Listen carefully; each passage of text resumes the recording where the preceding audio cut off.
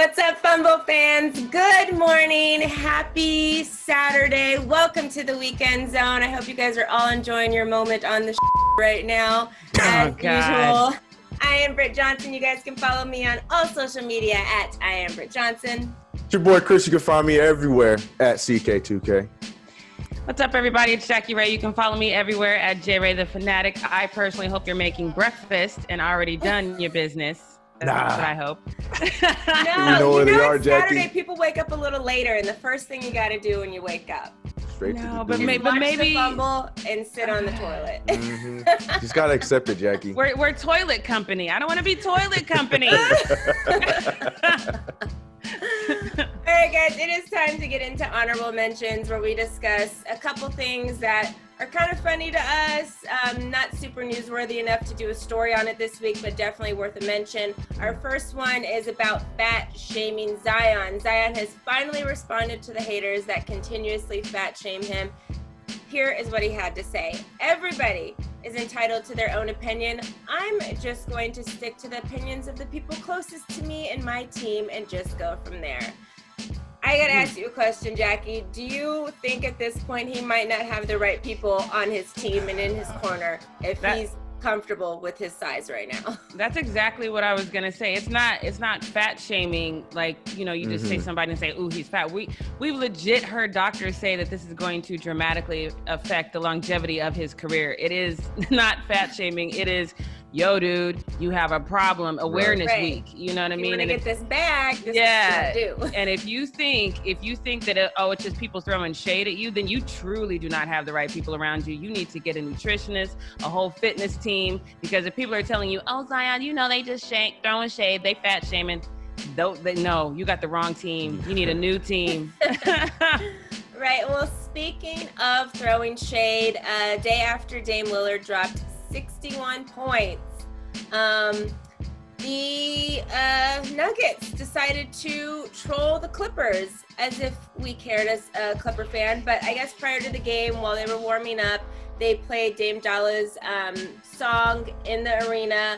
And everybody's like, oh, this is pretty shady. Good job, Nuggets, and all of this kind of stuff, which I think it's not really trolling considering the Clippers actually beat Portland in that game. I'm saying. And considering the Clippers actually beat the Nuggets later that night, 124-111, going on to secure the second seed. Chris, do you think that the Nuggets completely failed in their attempt to troll the Clippers in this situation?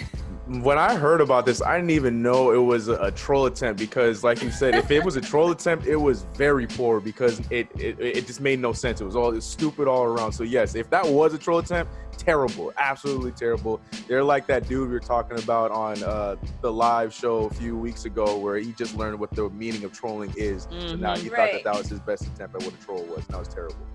They just like the song. The song is fire.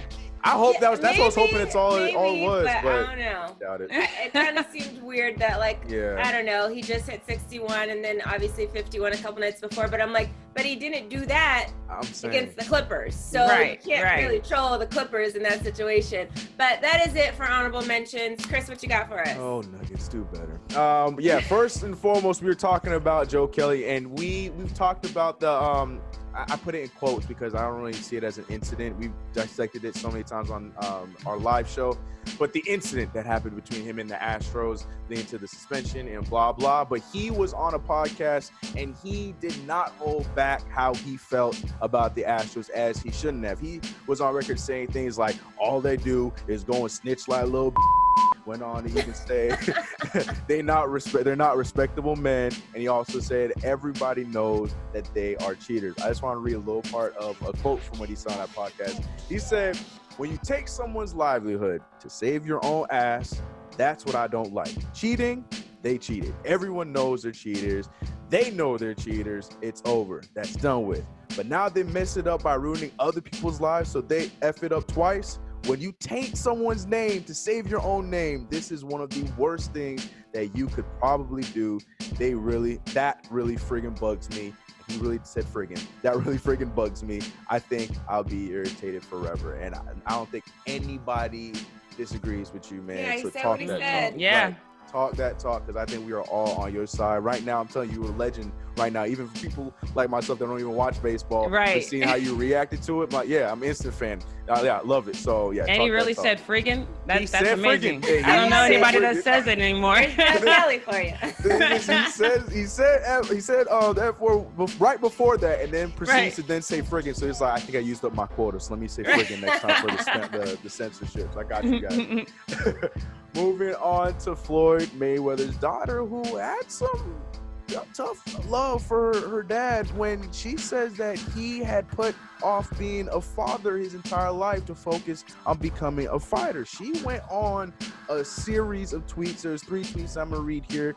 Starting off with this one saying, going from a parent who put your happiness before theirs to a parent who put their happiness before yours is probably one of the most frustrating things ever. She continues saying, is miserable even the word?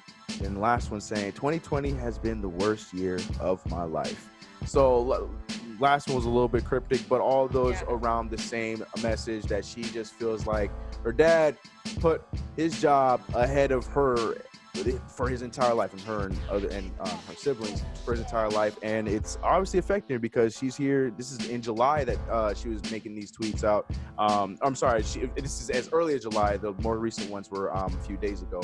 But this is something that's really bothering her. But I have a question though. I normally don't have questions on my segment because we just talk about the trash talk, but either one can answer. But don't you in a business, and for him to be the greatest that he is, at least in his time of boxing, do you feel like that is the unfortunate side that comes with doing and being who he was, or should he have been able to balance that better? I mean, my dad owned his own business and he owned his own nightclub, so he was extremely busy. So I didn't probably get to see him as much as other kids who had a dad who had like a regular 9-to-5 that they didn't really care about, like just a regular job. But my dad went out of his way to make time. We went camping every summer. He made sure that one day a week it was just daddy-daughter day. So it's possible. It was very difficult for him, and sometimes I could see, the strain that it was for him. But it's very possible. But this is not an uncommon thing. I know I personally have an opinion about Floyd money, but it's not an uncommon thing. Whether you're talking about boxing, whether you're talking about being Bill Gates or running Apple or anything like that, when you're talking about somebody who's trying to get to the top of any field, it takes an exorbitant amount of time. So she's not the first in the field too. She's not the first one to experience this. I know we all want everyone to be Kobe and be like a girl dad and things of that nature, but Kobe also had the means. When you're really trying to get to the top and trying to climb that ladder, it takes up a lot of time. So I get what she's saying, and unfortunately, I think she's going to have to either seek therapy or maybe just spend more time with her dad now to get around it mentally. But this is not uncommon, and I don't think it's a ding on Floyd money because he's the best for a reason, So, I feel for her, but she's probably going to need to put in the work on her end to get over it. Yeah, and even Kobe, he talked about a lot of times he didn't get to spend with his kids. So once he did retire, he's like, I want to take them to school every morning, whatever. Right. And just taking the helicopter back so he could get back with his kids sooner and stuff like that. But it is a tough thing, and I think she's probably seen it too, which I probably think I would get upset with is, well, you do have time, Dad, because you've been being on vacations, you're with different women, you're at the strip club. So instead of using your free time to do that, you should have then just came straight back home to hang out with your family, which I think is probably something that we see more often in like LeBron, because LeBron is really busy too, but we also don't see him turning up at the club every night after games. He, occasionally everybody's going to go out, but he's more likely than not to go home and then be around his family and then be at Bronny's games or whatever the case is when he can. So everybody's not family oriented. Everybody's not family oriented like that. And from what I know of Floyd Money's past, he didn't have that kind of example. So you overcoming your past and being different is difficult. Now she's going to have to rise to that challenge as well. But like I said, it's not uncommon. So I don't want to. I don't want to do it. Right. But, that's it for me on Athlete Trash Talk. That turned into like a therapy session. Yeah, I know. So you guys are welcome. So let's get to, some of y'all still need therapy from us right now because we're getting into these little snapbacks. But I do want to say, make sure you tune in next week because I saw some really good ones this morning that I didn't have time to put on the show. So we're going to put those up next week. But so I'm excited for that because I'm going to get a full-on clap next week. But right now, we still just snapping this week. So this first one, they're all the same. I don't even remember what videos they're from. This first one says, the Fumble does trash reports. Who cares? Nobody watching basketball. What? What? What? My guy. Or my gal. I'm not even getting It's a guy. Okay, my guy. His name is Big Dog Texas, and he has the whole... Jackie, enough said. No, it's not. He has the 90s R&B lean pose as his... Stop, my guy. With that name? Nah, no response. I got nothing for you, my guy. All right, I didn't think you would. All right, let's get on to this next one. It says, this channel is dead with a bunch of laughing emoji. Get an OnlyFans, Brit. All right, you got anything Do you to say? know how many times a day somebody tells me to get an OnlyFans? Trust me, if I had a little less, I don't know, what is that word called?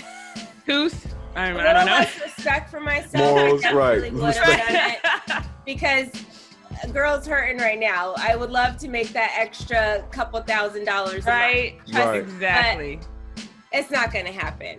It's not gonna happen. Just watch my YouTube and send me super chats. Okay? Exactly. Exactly. Boom. Done data. All right. Right. This one, I think he was trying to be funny. I don't think he got there though, but we'll have to see what you guys think. He says the Fumble is as dead as Michael Jordan's cat from 1989. Is that funny?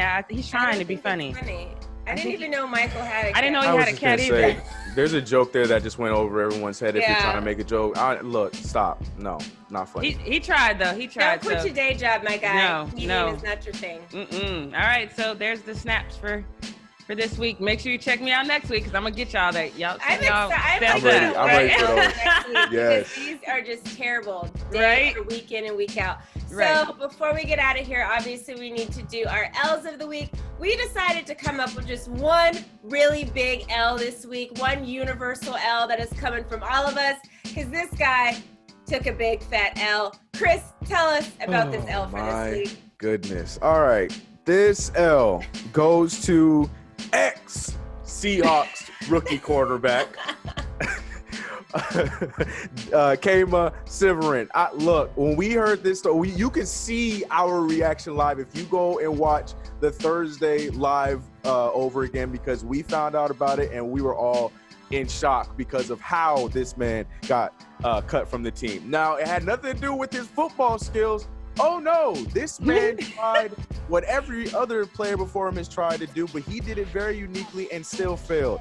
And I use the word uniquely very loosely. Tom Pelissero tweeted out saying the Seahawks cut rookie cornerback Kemah Siverand this week after he was caught on video trying to sneak a female visitor into the team hotel per sources. But how did he try to do that, Chris? Yes, you would. He It gets better, guys.